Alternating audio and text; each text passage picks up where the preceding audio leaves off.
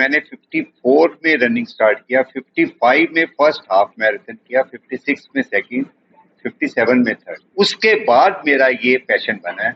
अब तक मैं 150 से ऊपर मैराथन कर चुका हूँ। मैं भी एक गृहिणी थी टिल 2018। फिर वहीं से मेरा प्रोफेशनल और एथलीट करियर शुरू हुआ। हर एक को एक चांस की जरूरत होती है, वो मुझे कहीं पे मिला। और महिलाओं में ये होता है, जो भी संधि मिलती है उसका सोना बनाना हमारे हाथ में होता है। हर इंसान की जिंदगी में जो वो चाहता है वो नहीं होता, जो नहीं चाहता वो होता है। इस चीज को समझना बहुत जरूरी है। मेरी भी जिंदगी में एक वक्त आया था जब मैं टूट गया था। सिर्फ बच्चों को क्यों, जैसे उसने प्रीति ने कहा, या महिलाओं के लिए, आप सबके लिए, इन सब चीज के लिए डिसिप्लिन, डेडिकेशन और डिटर्मिनेशन चाहिए। जब तक ये तीन नहीं आएंगे आप कुछ नहीं कर सकते। और उसके बाद कंसिस्टेंसी, ये नहीं देखना आज धूप है, आज बरसात हो रही है, आज वो रहा है। जब आपके अंदर ये जज्बा आ जाएगा आप कुछ भी कर सकते हो। जैसे कि आपको मैंने बताया कि मैंने 54 में रनिंग स्टार्ट किया, 55 में फर्स्ट हाफ मैराथन किया, 56 में सेकंड, 57 में थर्ड। उसके बाद मेरा ये पैशन बना है।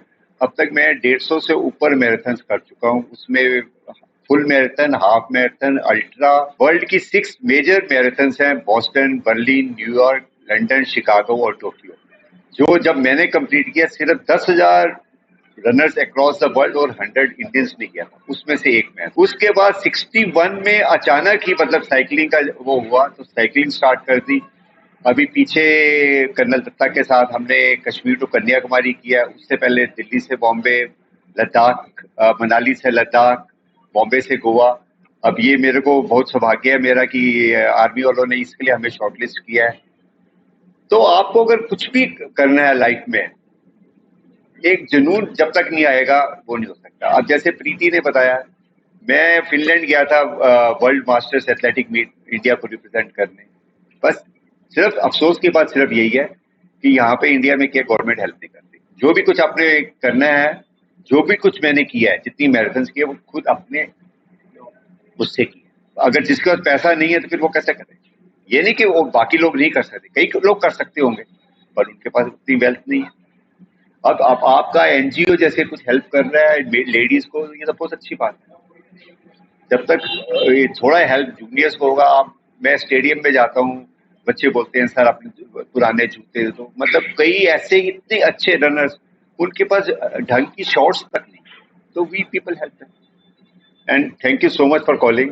ये मेरा बड़ा सौभाग्य है कि मैं आज पहली बार बरेली आया हूँ। क्रॉस बहुत बार किया था, पर आज पहली बार बरेली आया, क्योंकि मैं पहले लखनऊ पहुंचता था तो वो बरेली ट्रेन होकर जाती, पर बरेली कभी नहीं हुआ। बहुत बढ़िया जगह है, स्पेशली जो हम कैंटोनमेंट में ठहरे हुए हैं।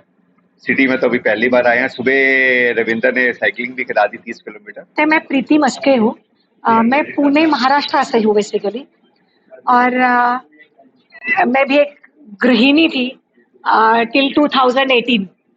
फिर वहीं से मेरा प्रोफेशनल और एथलीट करियर शुरू हुआ। हर एक को एक चांस की जरूरत होती है, वो मुझे कहीं पे मिला। और महिलाओं में ये होता है, जो भी संधि मिलती है उसका सोना बनाना हमारे हाथ में होता है। तो मुझे जो मिला, ये टूल मिला कि स्पोर्ट्स से, एथलीट से मैं कुछ कर पाऊँ। So then I can represent India को, रिप्रेजेंट कर पाई मास्टर्स एथलीट में। देन कुछ एक ऐसा प्लेटफॉर्म मिला जहाँ पे मैं कुछ सोशल कॉज के साथ साइकिलिंग और रनिंग कर पाऊँ। तो कैंसर अवेयरनेस के लिए मुंबई पुणे रन किया। देन नया कुछ करे समझ में आया तो साइकिलिंग में आई। साइकिलिंग करना एक्चुअली बहुत पसंद आया, बिकॉज पूरा इंडिया मैंने साइकिल पे कर लिया। सो इतना तो मैंने गाड़ी से भी नहीं करती कभी, बट दैट वाज यूनिक। और वह करते करते एक ऐसा मौका मिला कि गिनीज वर्ल्ड ऑफ रिकॉर्ड्स। तो 2022-23 के एक साल में back to back 5 Guinness record बने हैं। और उसमें से मेरा कुछ नहीं है। पहला वाला रिकॉर्ड था जो पैंडेमिक में बना था, वो तो सारा पब्लिक के मोटिवेशन से और उनके कारण बना। इतनी दिक्कतें आई, लेकिन ऐसा होता था कि जो मन में आए पूरे 6000 किलोमीटर के रूट में लोग अवेलेबल कर देते थे, तो उनके कारण हुआ। उसके बाद हुआ कि इंडियन आर्मी और बॉर्डर रोड ऑर्गेनाइजेशन, उन्होंने श्रीनगर टू खारदुंगला हो या लेह टू उमलिंगला जैसा रूट हो जो बिना रिकॉर्ड का हो, तो भी सपोर्ट किया। फिर मनाली लेह रनिंग, साइकिलिंग या आसाम अरुणाचल जैसा एरिया हो या भूटान नेपाल ये एरिया हो जहाँ पे इंडियन आर्मी का सपोर्ट बहुत मिला। फिर कश्मीर टू कन्याकुमारी अलग अलग चीजें मिली कि कुछ सपोर्टेड कुछ अनसपोर्टेड रिकॉर्ड कर पाओ। तो ऐसे साइकिलिंग के 5 गिनीज वर्ल्ड रिकॉर्ड है, एक रनिंग का है। तो मैं खुशकिस्मत समझती हूँ कि ऐसा कुछ मिला और जिसकी वजह से आज बहुत नहीं लेकिन मेरे ख्याल से हंड्रेड्स ऑफ महिलाएं हैं जो घर से बाहर निकल के कुछ करना चाहती है, वो कर रही है, पूछती है मैसेज करके हम कुछ कर सकते हैं। तो ये सौभाग्य है कि ऐसा कुछ हम क्रिएट कर पाए कि जो देख के महिलाएं लड़कियां आगे बढ़ पाए। So I am grateful for that कि चलो जीवन को कुछ मिशन मिल गया। और उसके साथ फिर सोचा कि सिर्फ 1 2 3 4 बार आपको लगता है कि साइकिलिंग से कुछ हो, फिर सोचा उसके साथ कुछ होना चाहिए। देन एक कॉज जुड़ा ऑर्गन डोनेशन अवेयरनेस का। तो हर साइकिल का या रिकॉर्ड का एक होता था ऑर्गन डोनेशन अवेयरनेस करें। तो लोग इसलिए जुड़ते थे कि एक महिला अकेली इतना साइकिलिंग कैसे कर रही है।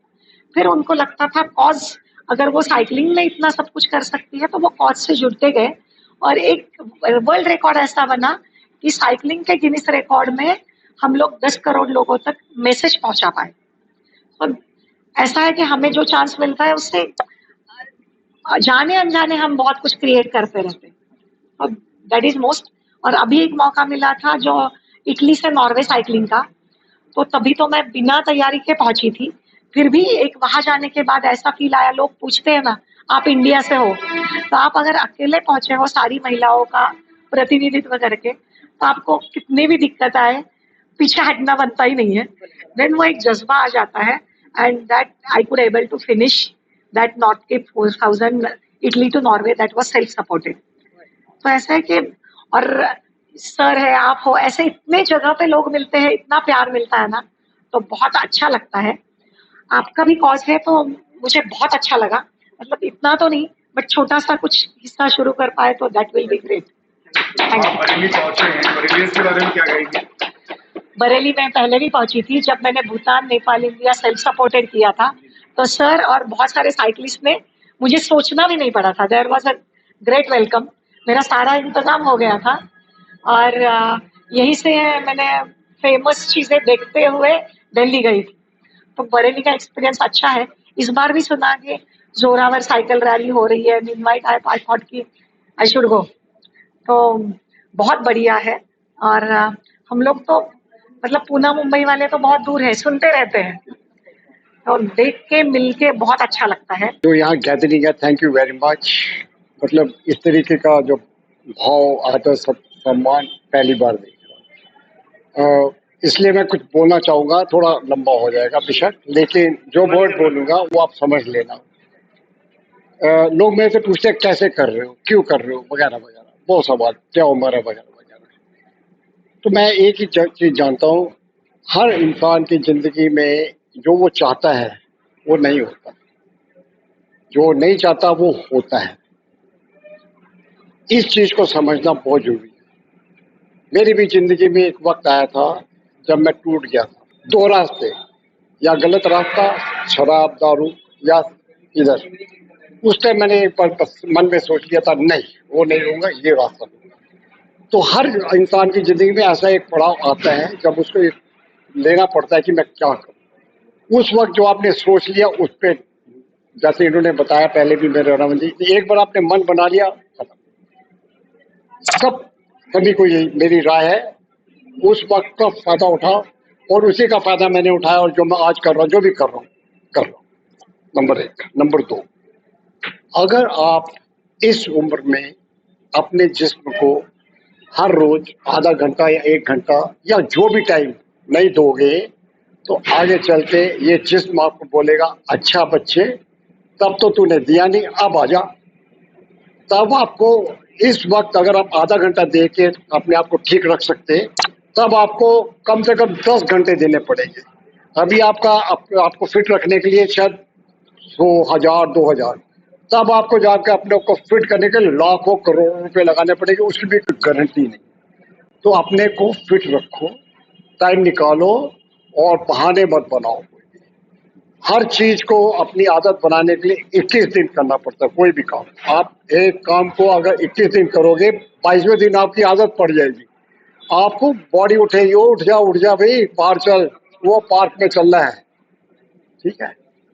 तीसरी बात, ये जो हमारी जो बॉडी भगवान ने दिया है, हम जब जाते हैं तो हम उठा के इसको दफन कर देते हैं या दबा देते हैं। फिर जैसे मैडम ने बताया ऑर्गन डोनेशन वेरी गुड। मैं कहता हूँ बॉडी डोनेट करो, पूरी बॉडी डोनेट करो, ताकि उस बॉडी का मेडिकल स्टूडेंट्स फायदा उठाएं और उससे ये आपकी इस बॉडी से कम नहीं तो 100-200 मेडिकल स्टूडेंट को फायदा होगा। और वो आपकी बॉडी को फेंकेंगे नहीं ऐसे वैसे, बड़े इज्जत के साथ आपकी बॉडी को, जब आपका पूरा वो डायसेक्शन कर लेंगे, सब कुछ हो जाएगा, जब आपकी बॉडी में कुछ नहीं रह जाएगा तो उसको जमीन में गाड़ देंगे। और फिर उसके बाद अब इसमें मत सोचना कि हम हिंदू है तो हमारी गाड़ेंगे क्या, वो ऐसा कुछ नहीं है। किसी ने कुछ नहीं लिखा कि हम दबा नहीं सकते, जला नहीं सकते। उसके बाद 3 साल बाद आपकी वो बॉडी को निकालेंगे और जो हड्डी होगी वो भी पढ़ाई लिखाई के काम आएगी। तो आप अपनी बॉडी जिंदा होते भी इंसानियत के में दे सकते हो और मरने के बाद भी आपकी बॉडी से फायदा उठा सकते हो। तो बेटर ये है, किसी भी हॉस्पिटल में जाइए, वहाँ उनसे बात करिए, मेडिकल कॉलेज हॉस्पिटल मेडिकल, उनसे बात करिए, वो आपको फॉर्म देंगे, फॉर्म भरिए और अपनी बॉडी फुल बॉडी डोनेट कर दो। ये 3 है। और हमेशा खुश रहो, क्योंकि उसने, ऊपर वाले ने कोई चॉइस नहीं दी है। आपको ये नहीं बोला ये लेना है तूने, वो अपनी मर्जी से दे रहा है। उसे सिर्फ एक चॉइस दी है, पहली चॉइस, जो वो दे रहा है उसको खुशी से लो या उसको दुखी से लो, मर्जी तुम्हारी है, लेना तो है। तो बेटर यह है कि खुश होकर लो जो भी वो दे रहा है, अच्छा बुरा गंदा सड़ा हुआ भी है, खुश होकर लो।